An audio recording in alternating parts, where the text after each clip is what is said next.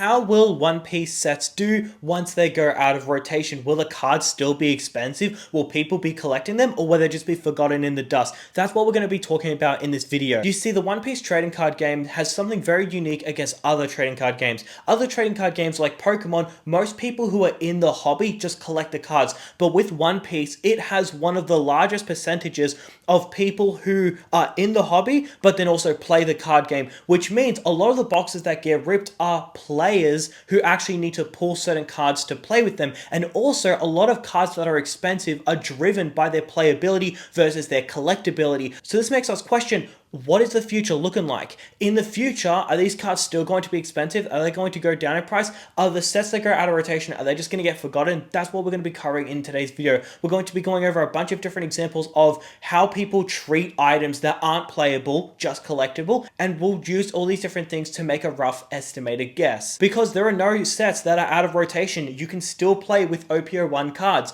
So there's realistically no data to go based off, so it's all speculation, but we can do some rough guessing just looking at some cards and how people collect the TCG. So let's talk about it. Alrighty, what better way to start off than looking at Blue Bottom? Blue Bottom as a whole versus White Bottom, it has nothing to do with the actual game itself. It's purely a collector's item, and you can see it's done quite well. Now, if we do a bit of a deeper dive inside of OPO1, for anyone who doesn't know, there are 3 different types of Nami. You've got the normal Nami and you've got 2 pre-errata Namis. Now, this is where it gets really interesting, and in my opinion, I believe that One Piece will do really well even after these sets go out of rotation. So I'm pretty much just presenting my argument to you so that hopefully by the end of the video, you are convinced. So let's look at the Nami. There are 2 pre-errata Namis.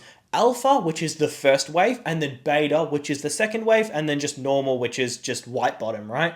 So if we look at the Alpha, the price of the Nami as a PSA 10 is north of $1,500, which is a pretty respectable amount. It's not a manga, it's just a card in the set that you pull. It's not really that crazy, but it's still that expensive, and you know why? It's because it's collectible.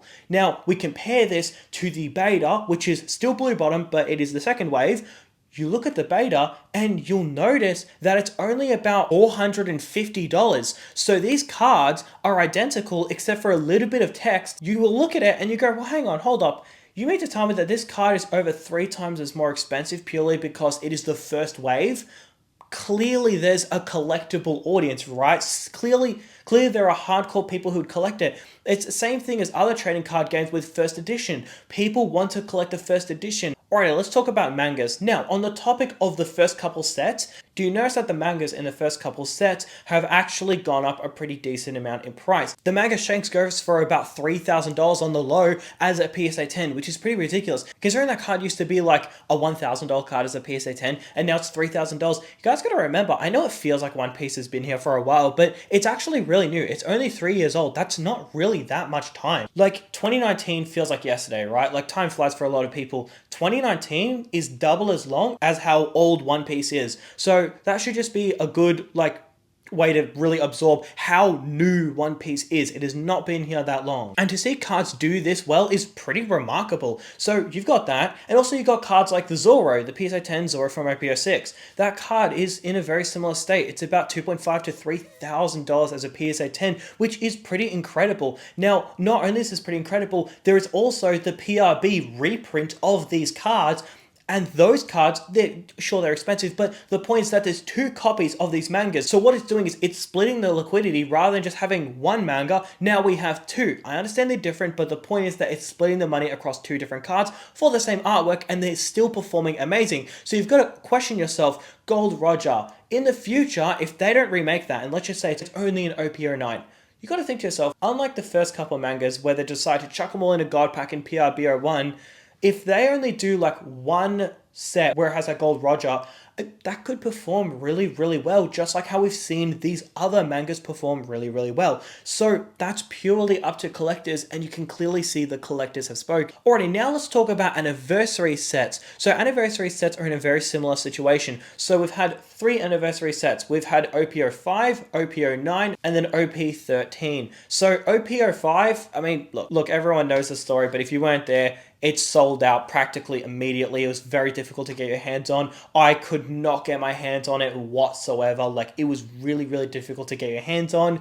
So it was naturally a banger from day one. Now, the thing is, it had Gear 5 Luffy in a manga, but it also had the signature Luffy as well, which is a pretty big deal. Then you go to OP09, and then you have a special manga, which is the Gold Roger. So it also had that, had a Luffy, it had some heat inside. Then you get to OP13, and it has red mangas, and then it has the Shanks, and then it has normal mangas. Also, apparently with the red manga, I've been told, I don't know how true this is, but I've been told that there is also another variant of the red manga. So you've got two different variants. You've got like the normal one, and then there's like an extra super rare one, which I mean is pretty crazy because the first one is like 1 in 60 cases to pull a specific one, and then you got like a rarity on top of that. I don't really know how true that is, to be honest, but I was told that is the case. There's no sales of it online, and I couldn't really find any information, so the person who told me that could have just been full crap. I don't really know, but I figured I might as well bring it up in case any of you guys have heard about it. I literally could not find any information about it online. I saw information for the Japanese one, but nothing for the English one.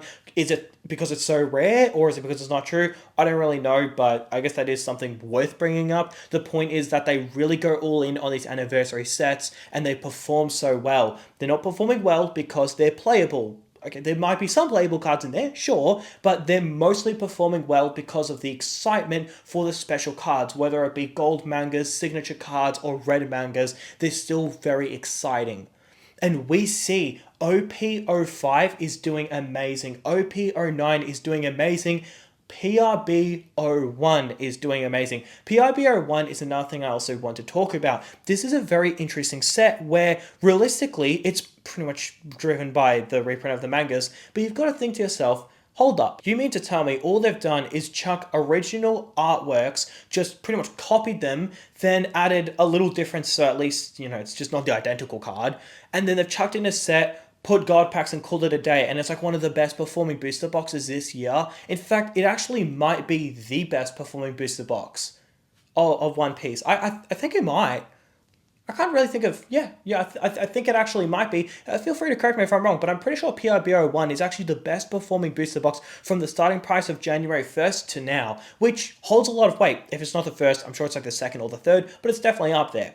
Not like there's much competition, but anyways, it's like 15 different sets, but it's still very new. But anyways, the point is that PRBO1 is purely a collector's item, and you can see the collector's item does really well, like OPO5, very expensive booster box. You compare that to other sets like OPO6 or OPO4 where they're not as collectible but they're more or less playable, and okay, well, you can clearly see that a lot of the prices is driven also by just collectors. Now, it could be collectors and players 100%, but the point is that the better a set is collectible wise, the more likely the price is to go up. And if I'm being honest with you, there actually would be like a valid strategy in just buying these anniversary sets because they just do so well. Like, genuinely, these anniversary sets do remarkable. If I'm being honest with you, how cheap OP13 is, I'm not saying that it's not worth buying anything else, but is it actually worth buying anything else? It's incredibly cheap, and it's probably the best set we've had, and in my opinion, it's so cheap because it's so new. OP13 was the same age as OP05. It would probably be one of the most expensive sets today, but it's just so cheap because it's so new. So considering we have an anniversary set that pretty much just came out, and it's a really, really good set, like it's got God packs, it's got normal mangas, red mangas, apparently another variant, if that is true. I really don't know how true that is, but someone did tell me that, so yeah, that's definitely something to think about. And you got things like the Shanks and God packs, and it is pretty crazy. There's a lot of heat inside. There aren't really many sets rivaling it. Maybe like PRBO1 because it's, so cool with all the mangas, but anyway. Now, another thing to think about is that the artworks are actually really, really good, and because One Piece is really, really popular, a lot of people do collect One Piece items. I do think that these cards will be quite collectible in the future. I understand that right now a lot of the price is driven by how playable cards are, a lot of people ripping boxes, not because they want to pull the manga, obviously they'll take it, but a lot of it is people just needing certain cards to play with. Okay, I get that. However, One Piece is still super, super new, and One Piece, the IP, like the One Piece TCG is super new, but the One Piece IP is one of the largest IPs. It's actually second place in selling the most mangas / comic books, right behind Superman. That is something that's very interesting. So it's outsold Batman, it's outsold Iron Man or Captain America. The only thing it hasn't outsold are Superman comics, and it's actually getting there. It's soon going to overthrow that. And the big thing about One Piece, it's only like 21 years old versus all of these other franchises which has been here since like the 50s or maybe even 40s. So then you look at that and you go, all right, well, you know what?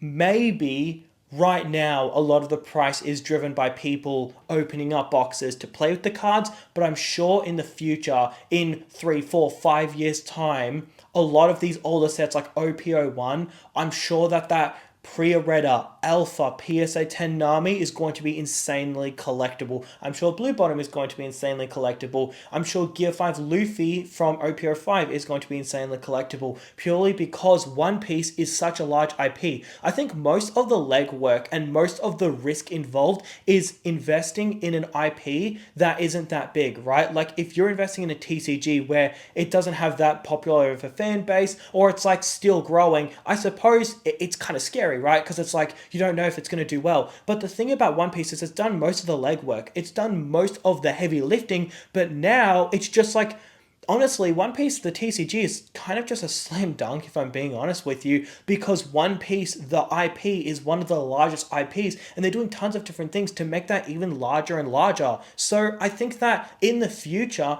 yeah, sure, a lot of these sets are driven by people opening up to play the card game, but in the future, a lot of these are just going to be insanely collectible, so then therefore people will buy them. The only thing I'll just quickly add is I'm sure a lot of playable cards will go down in price. This is probably natural. Let's just say OPO1, right? Let's just say the Zoro.